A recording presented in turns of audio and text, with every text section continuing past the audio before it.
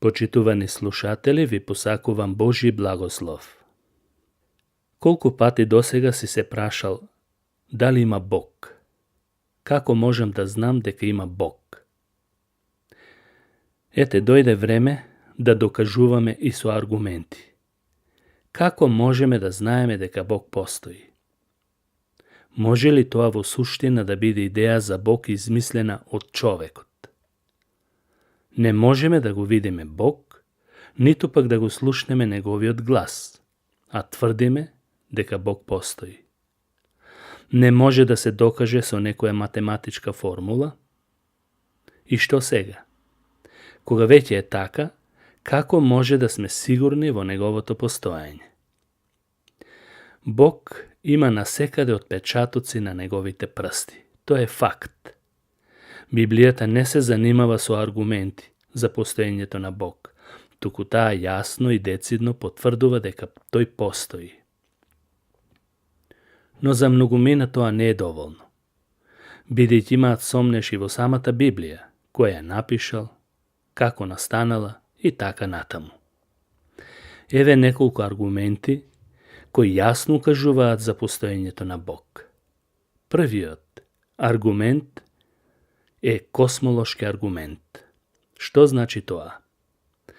Зборот космологија доаѓа од грчкиот збор космос, а тоа е наука за природните закони и нивната функционалност.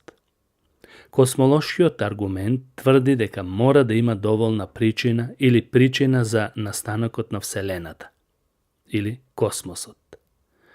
Човечкиот ум функционира според логиката и му вели дека за секое создадено нешто постои создател или причина. Затоа мора да има некоја правобитна причина за постоењето на светот, а таа причина е Бог. Тоа се вика космолошки аргумент. Вредноста на космолошкиот аргумент лежи во докажување дека Вселената е предизвик од нешто или некој што е поголем од неа. Во 19-тиот псалм, први стих е запишано: Небесата ја раскажуваат Божјата слава. Небесниот свод го навестува делото на неговите раце. Потоа имаме телеолошки аргумент. Не теолошки, туку телеолошки. Ако постои Бог кој е причинител за постоењето на Вселената, тогаш каков е тој? Телеолошкиот аргумент се занимава со прашањето дека Бог е рационална причина. Овој аргумент доаѓа од грчкиот збор телос, што значи цел или крај, а тоа значи секое нешто има своја цел. Сите создадени нешта имаат крајна цел и ништо не е без цел. Ако ја погледнеме безкрајноста на Вселената и нејзиниот ред и хармонија, тогаш не можеме да бидеме рамнодушни и да се убедуваме дека сето тоа е случајност. Не може да постои поезија без поет. Не може да има музика без музичар. И не може да има дизајн без дизајнер.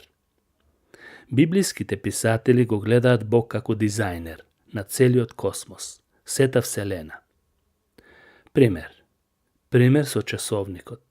Стар пример, но ефективен. Часовникот е составен од повеќе делчиња. И секој дел има своја намена. Едно без друго не може. А целта му е да го покаже времето.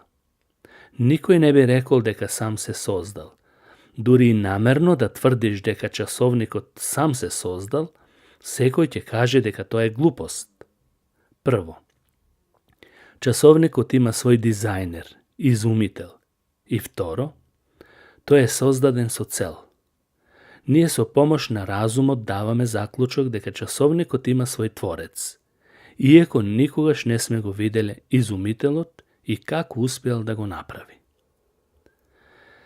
Трето, антрополошки аргумент. Што значи тоа? Антрополошкиот аргумент е аргумент за човештвото. Можеме да научиме нешто за Бог и неговото постоење од начинот на кој ние сме создадени луѓето. Човечките битија се рационални, логични, што е одраз на некој, Создателот, што е со исти карактеристики. Секој човек чувствува потреба да се поклони на нешто што е поголемо од самиот него. Викот на псалмистот е вик на целото човештво. Жедна е мојата душа за Бог, за живиот Бог. О, кога ќе дојдам и кога ќе го гледам Божјото лице. Псалм 42, вториот стих.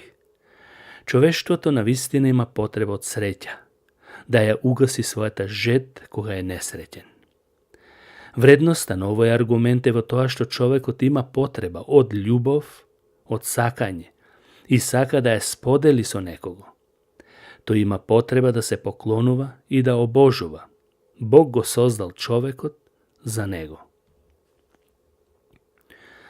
Потоа постои морален аргумент за постоењето на Бог. Моралниот аргумент не наведува да мислиме дека мора да постои Бог и да дадеме отчет или одговорност за правилното и погрешното. Секој човек без разлика во која култура живее има некои морални стандарди. Човечките животи се уредуваат со концепции на правилно и погрешно. Човештвото има морални стандарди затоа што Создателот ги всадил во нас. Ова нешто точно укажува на постоењето на Бог. Затоа Библијата вели: зашто кога народите кои немаат закон го исполнуваат по природа она што законот го бара, тогаш тие се, немајќи закон, сами за себе закон. Тие покажуваат дека делото на законот е напишано во нивните срца, зашто сведочат нивната совест и нивните мисли, што меѓусебно се обвинуваат или се бранат. Тоа е запишано во Римјаните 2 глава, 14 и 15 стих. Совеста на секој човек му кажува што е правилно, а што е погрешно. Дали таа се почитува или не, тоа е друго прашање. Совеста сведочи дека има правилно и неправилно. Законодавецот Бог ги вметнал овие закони во нас и по тоа сме уверени дека тој постои. Вредноста на тој аргумент лежи во тоа што знаеме дека тој постои како совршен стандард по кој се мериме и обстојуваме. Постои и општо универзално верување за постоењето на семокиност. Верувањето на постоењето на некоја семокиност е широко распространето низ целиот свет. Се чини дека сите општества имаат предвид за некоја поголема сила, што без многу размислување ја признаваат. Без разлика колку е сурово или софистицирано општеството, човештвото има потреба да верува во некоја поголема сила од него. Дури, ако се најде некое општество без религиозно убедување, тоа нема да го намали неговото уверување дека изнад човекот има некоја сила. Универзалното сведоштво е дека човечките битија се религиозни и веруваат во сила изнад нив. Од каде доаѓа ваквата потреба? Бог преку своите созданија живо му сведочи на секој човек дека постои огромна сила. Иеко човештвото е грешно, тоа може да ги уочи Божите прсти или раце и да каже дека постои разумна сила. Согласно запишаното од перото на апостол Павле, па и неговите невидливи својства, неговата вечна сила и божество, може да се согледат од создавањето на светот, наблюдувани преку творбите. Па така, немаат изговор. Тоа е запишено во Римјаните 1 глава 20 стих. Вредноста на овој аргумент лежи во универзалната прифатеност дека човештвото има потреба од идеја за Бог.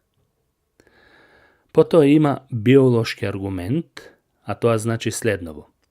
Биолошкиот аргумент е аргумент од природата на самиот живот.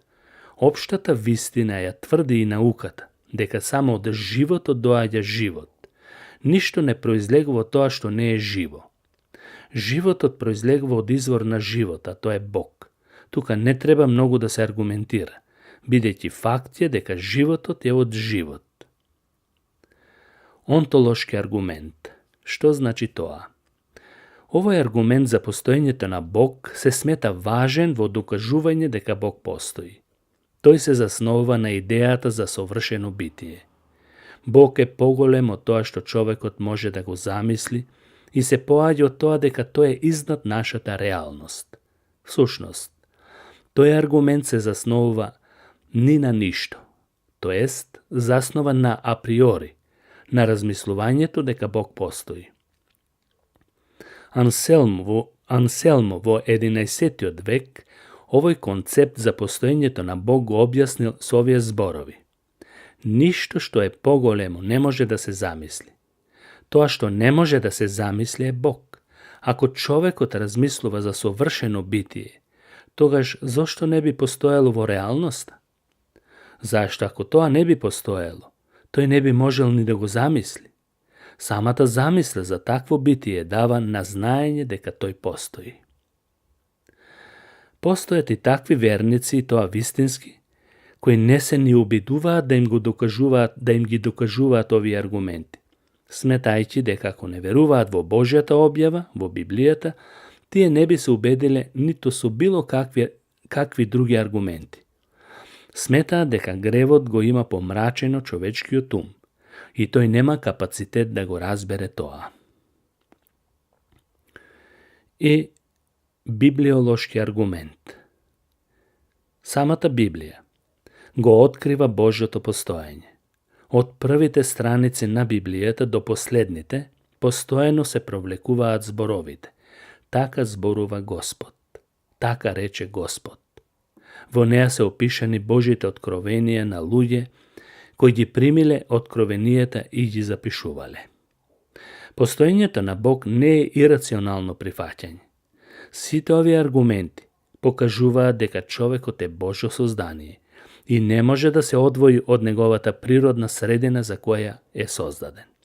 Бог сепак на крајот одлучи да ни се објави лично преку неговиот син Исус Христос, кој дојде во човечко тело, како што рече тој: јас излегов и дојдов од Бог. Евангелие според Јован, 8 глава, 42 стих. Верувањето во Бог и постоењето на Бог е морална одговорност на секој човек. Дали веруваш? Бог нека те убеди. Амин.